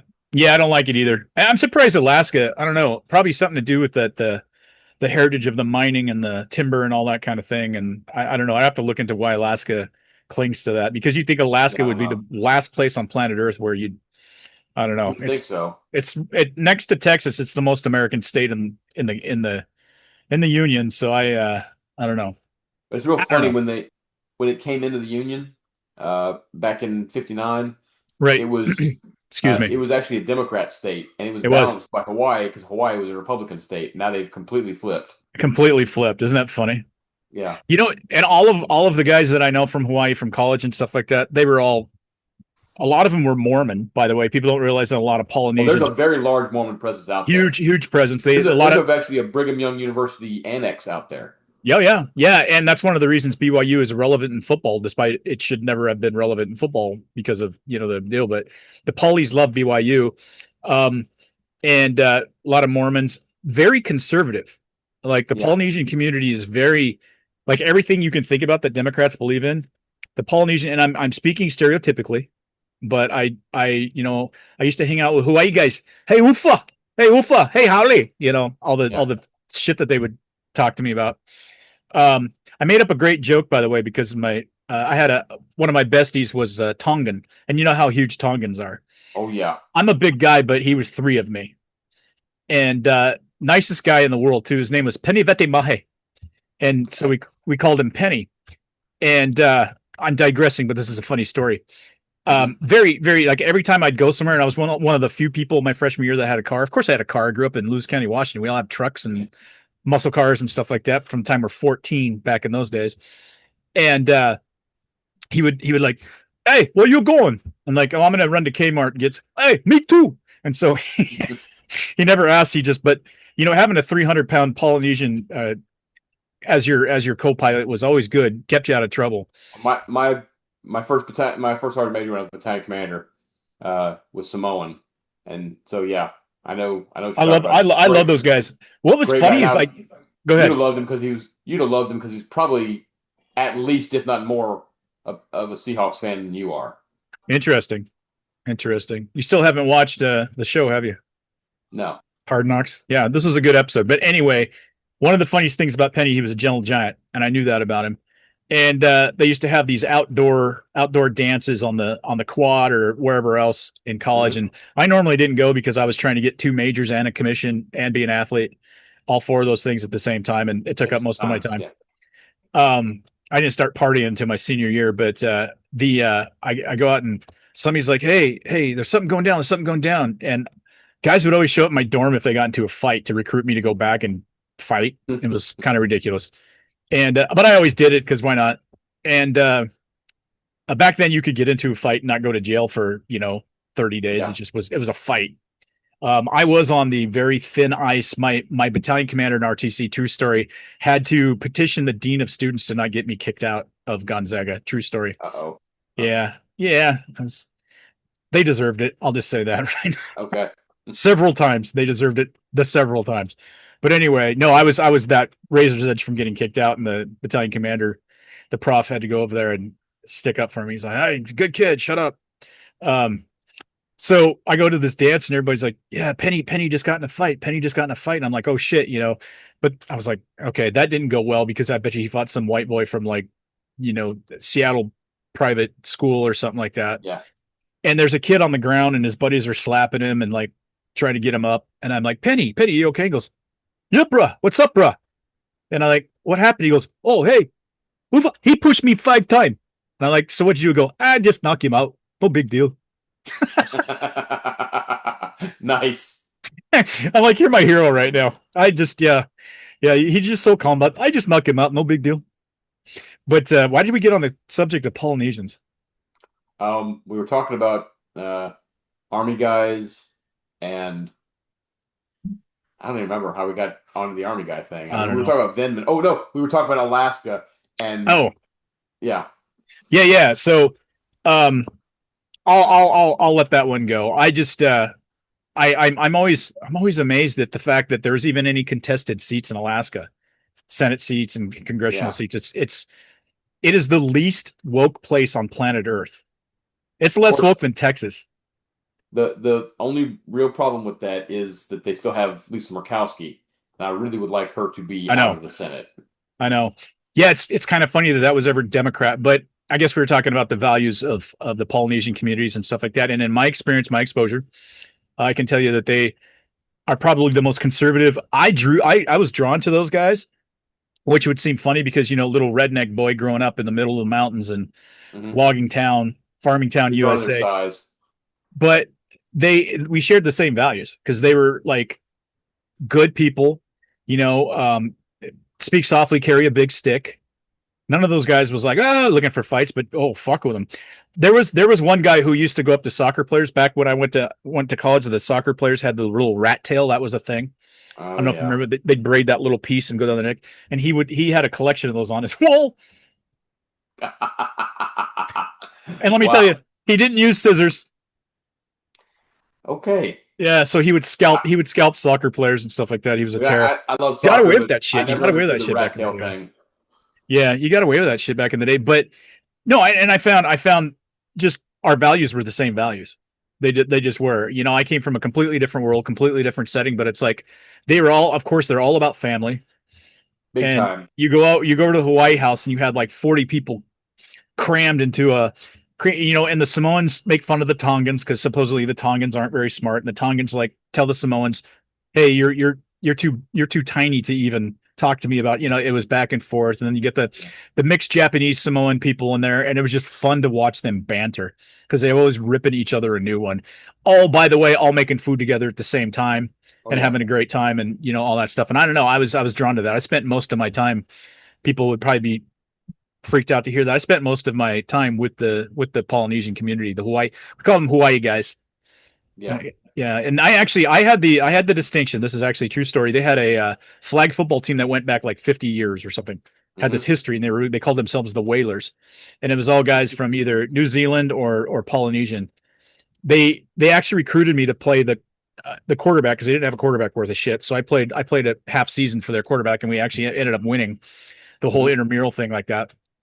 I was the ringer, but it was funny. So in the weekly little newspaper that you got when you were in college, you're looking through that stuff. It was the Whalers. The week that I played, it was the Whalers plus the Howley. Oh God. I shit you not. It's one of the greatest achievements of my life. They actually changed the name of the team temporarily. I was their Aaron Rodgers.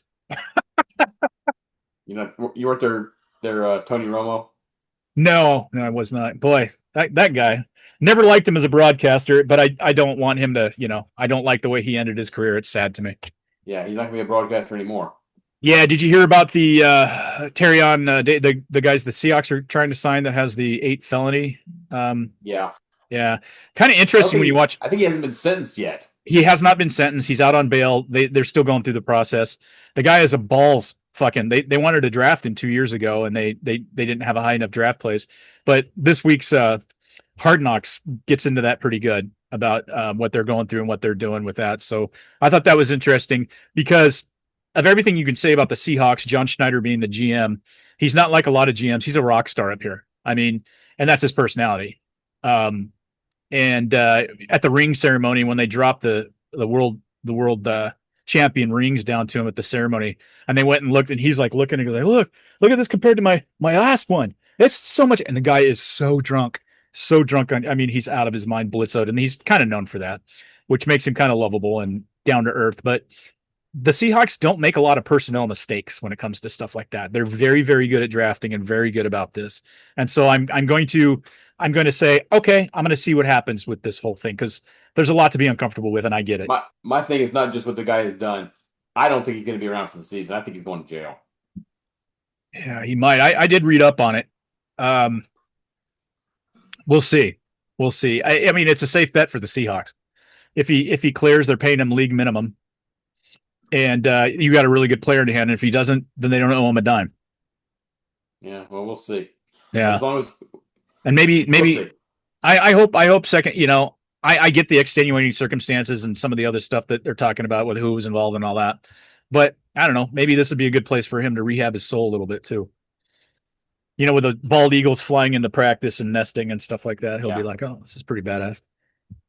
I would not. You may hate me for saying this, but if I were you, I would not expect the same level of success this season that you had last season. I disagree for a bunch of reasons. Go ahead. Go ahead. Tell me. I'm not going to get pissed. I mean, it's subjective. Here's a couple of reasons why I don't think it's going to happen. Number one, it almost never happens. The back-to-back success, with rare exception in the modern era. Usually the Super Bowl champion doesn't end up doing very well.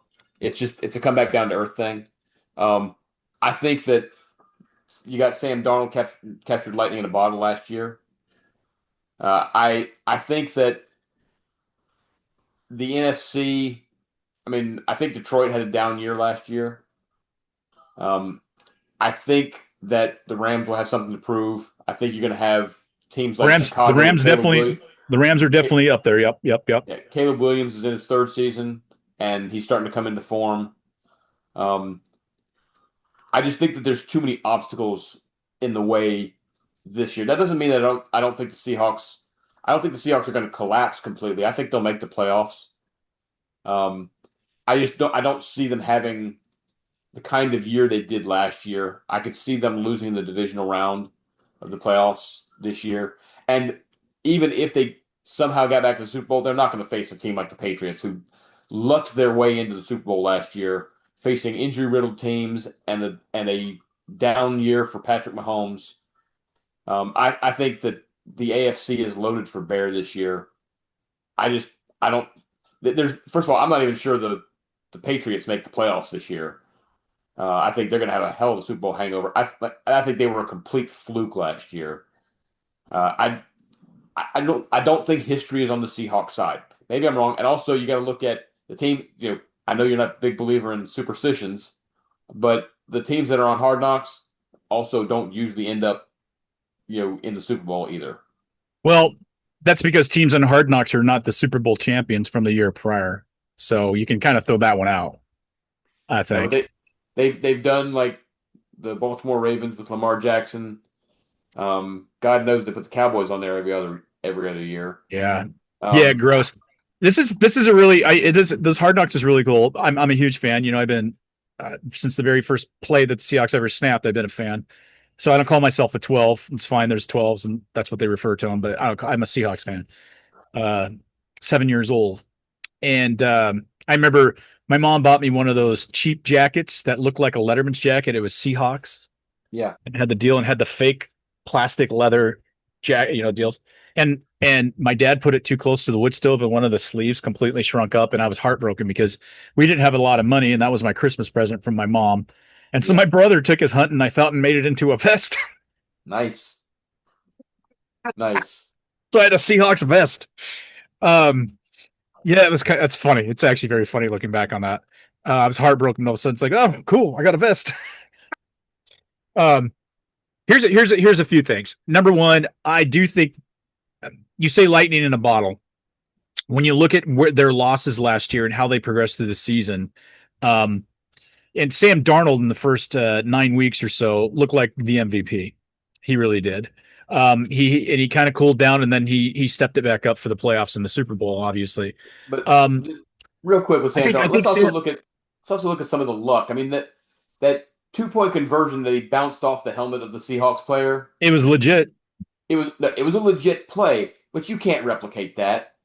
No, but you don't think every season doesn't have those turns of every team in every season has those. There were so many little nuggets like that I just can't see that amount of luck happening again. I think the best defense in the NFL, which the Seahawks have, and you have a quarterback who's comfortable for the first time in his career. He's got the best receiver, and it's not even close. I don't know that they're the best defense in the NFL. What's that? I don't know that they're the best defense in the NFL. Oh yeah. No, they didn't get any worse. Everything that they lost, they replaced or upgraded this year. It's not like, okay, I disagree with you. I don't see any place where they have a weakness now, as long as they keep building. And I'm excited to see this rookie that they drafted as our running back, because I was never a Kenneth Walker fan. He absolutely showed up in the Super Bowl and through the playoffs, but he was middling at best all year. So I don't think we're losing anything with Kenneth Walker going to Kansas City.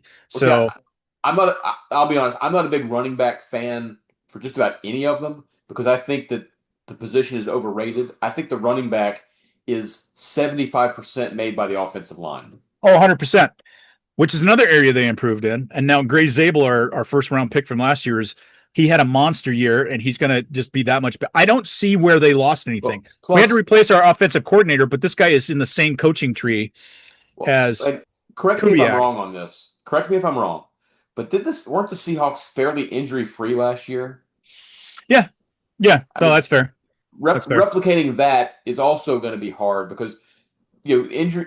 Trying to think teams that they tend. It just takes a couple of key injuries, and that happens in the NFL. Oh, sure. Staying as healthy as the Seahawks did last year, that's tough to replicate. If a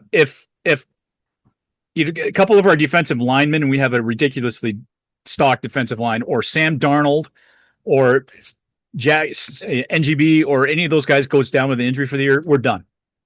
Our backup quarterback is not good enough to take us to the Super Bowl and win the Super Bowl. He's just not. I don't think your backup quarterback's good enough to take you to the playoffs. Probably not. But let's not talk about injuries, because that is kind of like voodoo kind of shit right there. Let's just say the Seattle Seahawks end up pretty much like they are at the end of the season, the way they look right now.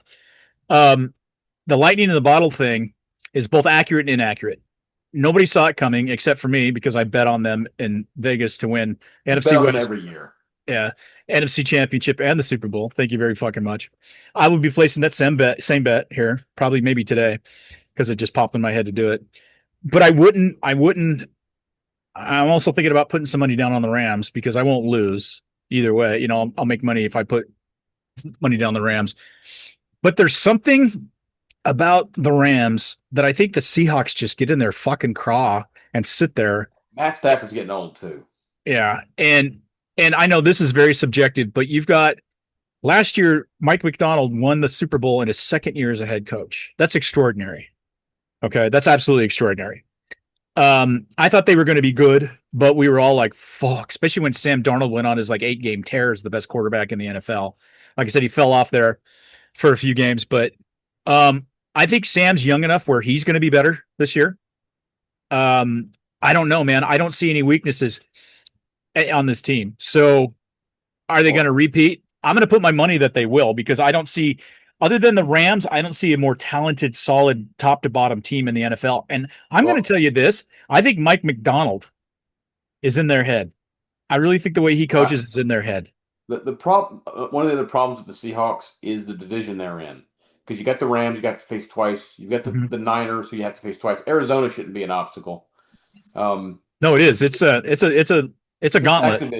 Look, my expectation for the Panthers this year is going to be 10 or 11 wins, but that's going to be tough because I don't count Tampa Bay because I think Baker Mayfield. I think he was a flash in the pan in Tampa. But the Saints with Tyler Schaff and the Falcons with Michael Penix Jr. They're going to be tough.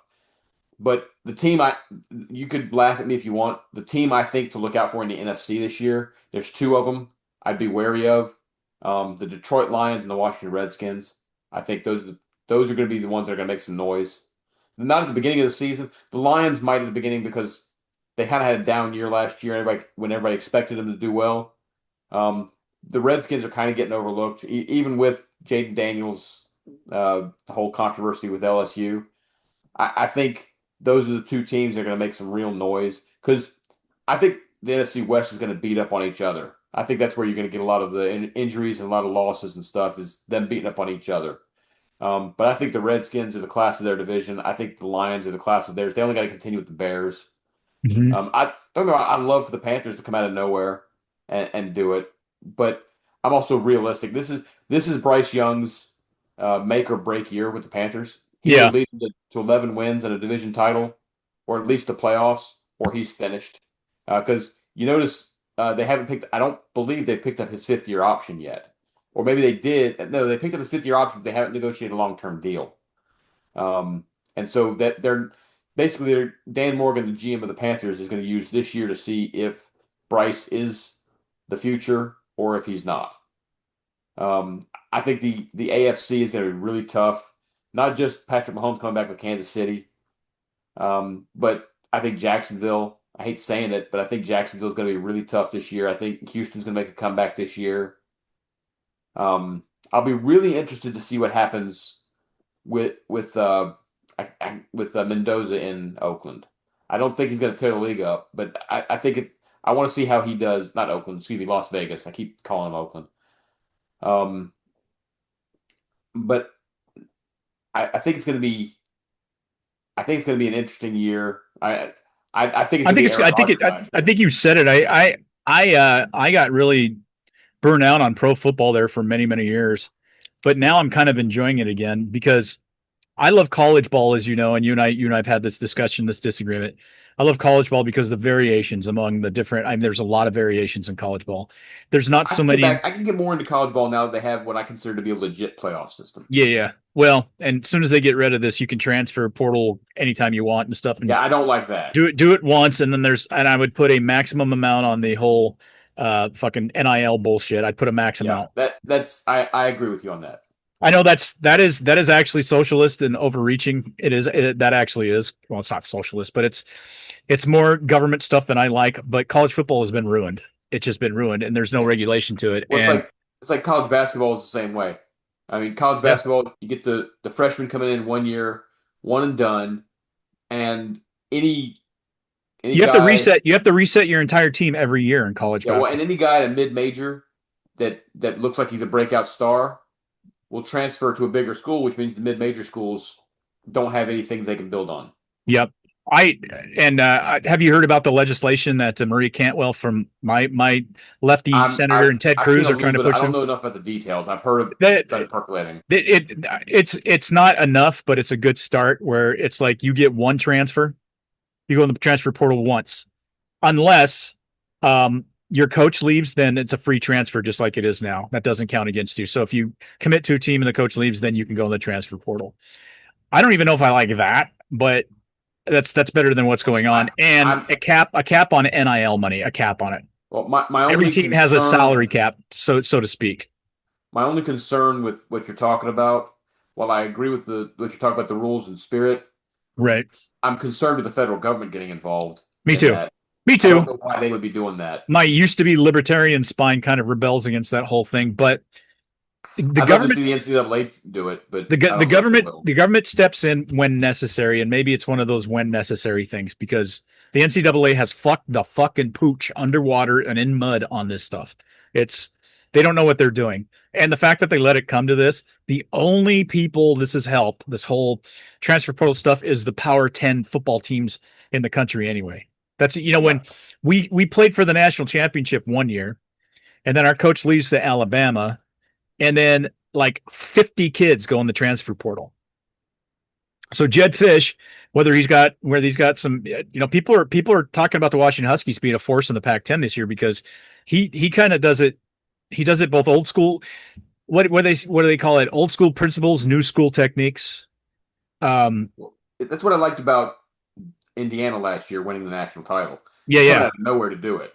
Yeah, of course, he completely robbed his prior school of a football program forever, because everybody left with him. So, saying. But I liked when Indiana won it last year. It made college football to me exciting for the first time in a few years, where it wasn't going to be Alabama, Georgia, Ohio State, or Michigan that was going to win the national title. Right. So I did like that. We'll see what happens again. But I agree with you. There should be one transfer. There needs to be a limit on the NIL.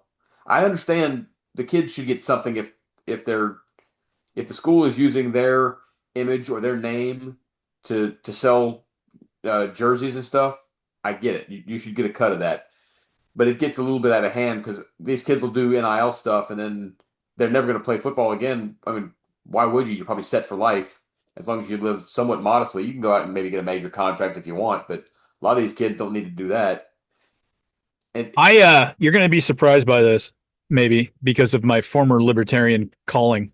And I still have a lot of libertarian roots. I am against the entire idea of students getting paid on NIL. I'm against it, because to me, a scholarship and a shot at playing the NFL were what they were playing for, and that's okay. That's okay.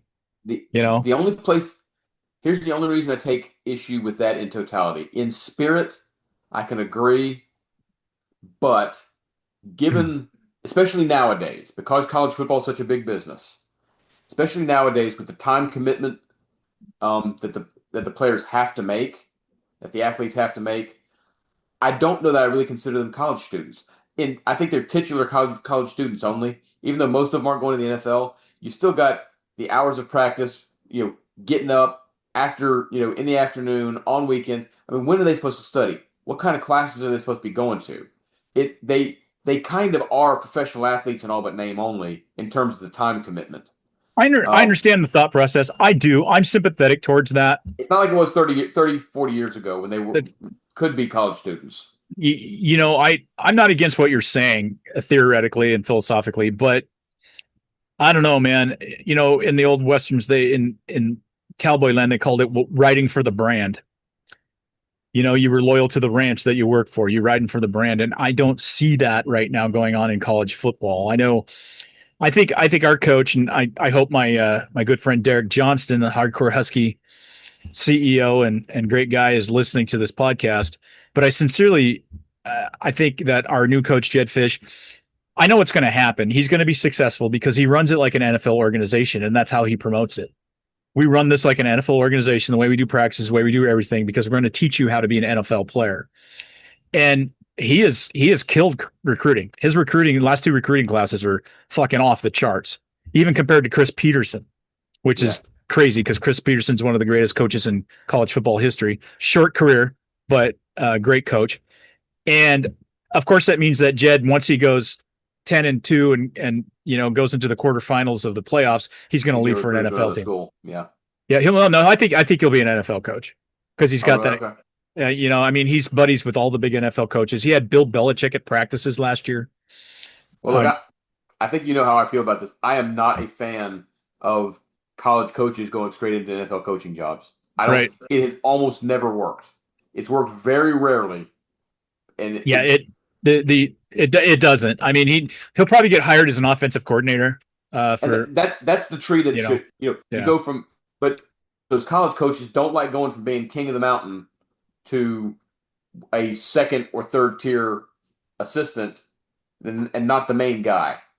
That's kind of against their nature. I can't imagine, as I've said this many times. I think if you look at how football coaches and Army officers do things, it's pretty much the same. They have the same responsibilities. You got to have a tactical knowledge. You have to know your people. Take care of your soldiers. And I always thought there's a lot of coaches that I thought would have been fantastic Army officers. Chris Peterson being one, because he's got that stoic attitude about him, and he was that guy you would have been afraid of when you were briefing him. The 1-star going, "Fuck, he's gonna smoke my ass. He's gonna smoke me here in any second if I make a mistake." But I can't imagine how challenging it would be in this environment to be a college football coach at a major school. With the transfer portal, with recruiting, you have to recruit your own players. God, yeah, you got to recruit your own players now. You never used to have to do that before. So I'm all for.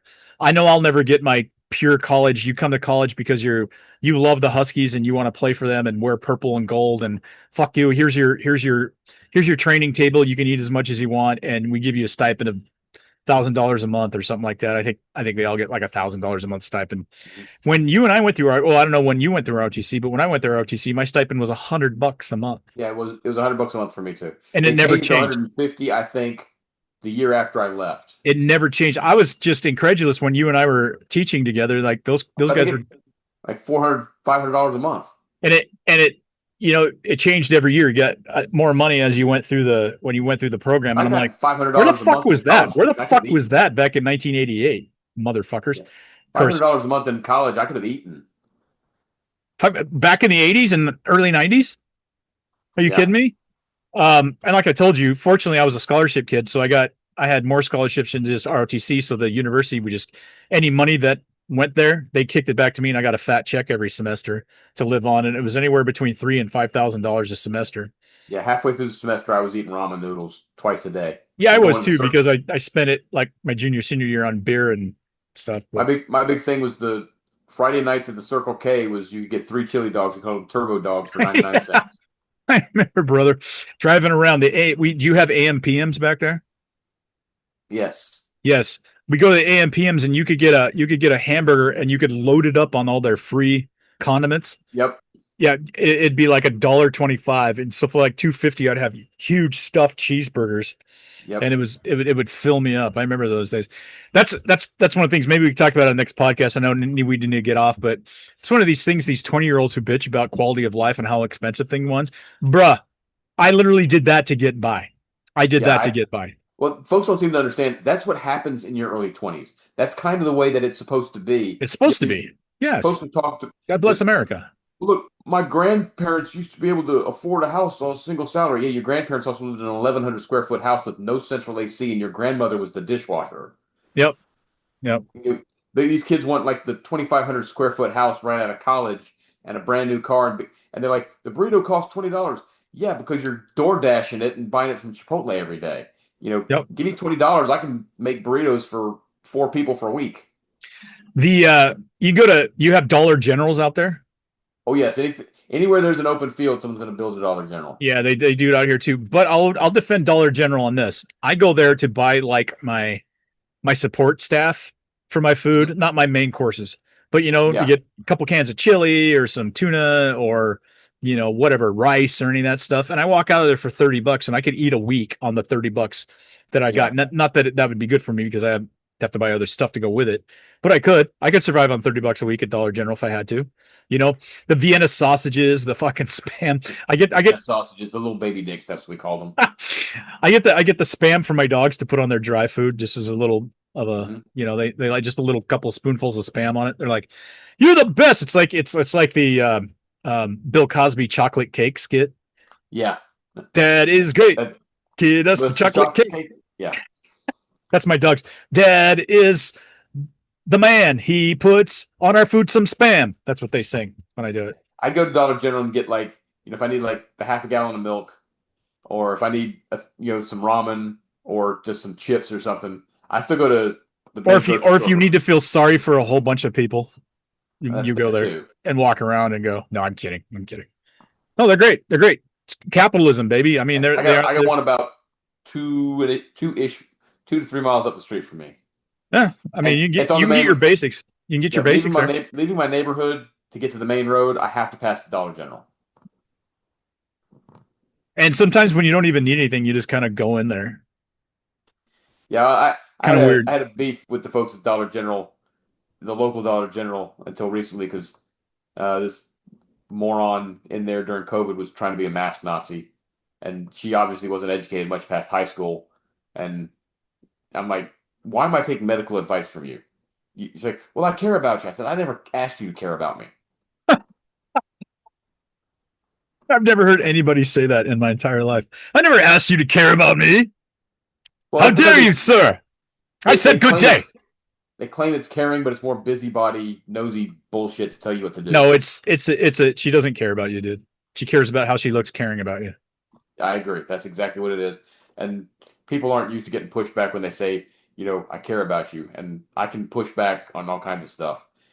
You know, I know we need to get off. I've seen a couple of posts like this. So I do random acts of kindness. I really do. And I'm not trying to, I'm such a great guy. But every now and again, I don't know if maybe it's God whispering in my head or something like that. Pull over. I'm like, you doing okay? It's like, well, hop in. I'll take you. I'll buy you dinner at McDonald's. It's just a mile down the road, and I'll drop you off there, but I'll buy you whatever you want. I'll do that sometimes. People that I know are struggling, they'll all of a sudden look at their PayPal account and there's a little bit of money in their PayPal account, you know, whatever. It's the people that have like channels on YouTube where they're supposedly doing charitable acts, but they got to film it. Oh yeah. I realize some of these people are doing good things, but it's just like, why the fuck? I get you have to have the channel to get the money to be able to do what you're doing. Okay. But sometimes it just goes over the top with me. Yeah, I'm like, well, that's not my Christian values there. I'm sorry. Matthew 6:1 says, "Don't brag about your charity." Yeah. I mean, I've had to quote that at a couple of people who want to talk about what a wonderful person they are with everything they give away. I'm like, hey, you say you're a Christian. Matthew 6:1 says, "Do not brag about your charity." Yeah, and so dude goes to a local shop and buys 25 sandwiches and takes them to the same homeless camp every time and hands out his 25 sandwiches. And normally the people are like, oh, no charge or something like that. And I'm going, the guy makes probably $40,000 a month with the 3.7 million views he gets. Yep. Yeah, you probably could do more than go and buy $500 worth of sandwiches every week. I'm just saying, and they normally give them to you for free. I hate even saying that. That's mean. I guess at least they're doing something other than people that are just going to protest and dyeing their hair blue and thinking it's a push pull. I get it. Thinking they can actually assault cops. That's just amazing to me. We'll have to talk about that. People that think it's okay to assault cops. I was scared of cops growing up. Always. Yeah, so was I. Yeah. And the cops in my hometown were nice, but I still was scared. Yeah, we used to call the one that would break up the parking lot that would be forming up at the local Burger King. We used to call them officer friendly. Yeah, know your cops. That's important. Be good to your cops.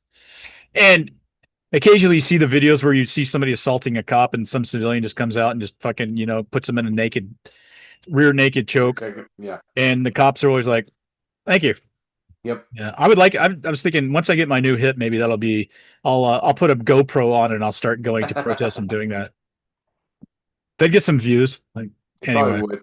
Just be careful that it doesn't get you. Anything else you want to talk about before we wrap it up? I'll get this produced and out tonight. Maybe next week there might be a verdict. We can talk about the Lindsay Clancy stuff. What's that? Sorry? Talk about the Lindsay Clancy stuff next week. Yeah, we didn't get around to that, did we? I'm sorry. No, but that's fine. I got some disgust with some of the sympathy she's being shown for strangling her kids. Yeah, I have. We can get into that later. Based on my own experience in the mental health arena, I have some thoughts on it. So it'll be, I think it'll be a good discussion because I have some thoughts. I definitely have some thoughts. Next week. All right. Well, hell, that's leaving him on a cliffhanger. Yes. Yeah, that's right. That's right. I didn't say it at the very beginning, but that is my podcast partner, Russ, over in the wilds of Tennessee. I'm Big Koop up here in the Pacific Northwest, in between a big ocean and mountains that may erupt and wipe us out at any time. That's we don't have the hot and the gross like you do, but we live like we're Vesuvius, Pompeii. We live like in Pompeii region up here. So we just live with the New Madrid fault and maybe the next big earthquake. Thank you for listening. Appreciate the fact that you guys were. I got several little pings and notices and emails saying, "What the fuck? How come you guys haven't had an episode out in a while? Fucking stupid motherfuckers, jackass cocksuckers." That's actually not at all what the email said. But people were wondering like why we're not putting out like a lot of content. Hey, I will ask this. I'm going to ask this sincerely. We got some really great products, and I have a couple of new designs that I've been working on this week for the Two Grumpy Bastards merchandise.com. Our bestseller over on our eBay store is the Proud Infidel. We got two different versions of Proud Infidel. Those are still selling, which warms my fucking heart. And the other one is Let's Get the Band Back Together, and it's the Crusaders. Look at the design. It's a good design. Everything's done by me, and despite the fact that Chinese, did you see that thing I sent you from Temu, which was they stole our design? Did you not? Absolutely did. It's 100%. It's the Gray Pride Get Off My Lawn design, and Temu is pushing that same shirt with just a slight twist to it, but it's the same font and it's the same everything. Ah, God. Oh, I know. It's a straight up rip off of what we've got. How did one of our designs get the notice of the Chinese and they put it on AI? Holy shit, dude. Yeah, no, that's straight up. I designed that from scratch. You know that. I've been playing with that design for a couple of years, the Gray Pride, which I think is a great shirt for those of us in our 50s and 60s to do. I've sold a few of those, but by far and away our biggest seller is the Crusader shirt. Not saying you should buy it, but we got some really cool designs, and I've never had a single customer have a complaint about our t-shirts, the manufacturing, or our designs or anything. That never had to send one back, never had to give a refund. So we're batting 1,000. And go over to twogrumpybastardsmerchandise.com. Russ and I could really afford the support. What else you can do to support us is that if I actually make videos and put them on YouTube, which doesn't happen all that often because our videos are sometimes a little sketchy. Yeah, especially last week's. I watched, and it's like, I can't put that out on YouTube. I just can't. Or I look like fucking Eric Stoltz. But go over there and just give us a like or give us a review on whatever podcast platform. You don't have to even write anything. You just give us a 5-star review. And that gets us, we popped up in my algorithm twice when I was watching YouTube this morning, by the way. Oh, good. And it was like really old episodes too. And it was like, what the fuck? Yeah. I thought maybe the Chinese had stole our podcast because they certainly stole the Gray Pride. I can't even begin. I should put that out on our webpage to show people because they'd be curious is what I'm talking about. We got to go with the design based off China stealing our stuff. Yeah, but yet I get accused of copyright violations and counterfeiting violations over on eBay for a design that I took 5 or 6 hours getting. I'll just resubmit it, and anytime you try to contact the legal people from whoever is saying you're counterfeiting, they don't exist. And so without proof, eBay, why are you banning this product from your? It's fucking crazy. I'll look into see if maybe Amazon's a good outlet for us too for our t-shirts. Probably is. So I have an Amazon store, but I'd probably start over from scratch and just make it a TGB. And let me ask you this. Maybe people can chime in. I think I'm going to start printing the TGB logo on the sleeve, but it can't be our faces like it is. So I need to come up with something creative. You know, if we migrate more from Two Grumpy Bastards to the TGB, that might be a good thing. It might soften the approach with certain people. I don't know. You know, Patrick Bet David has the PBD podcast. We can be the TGB. Yeah.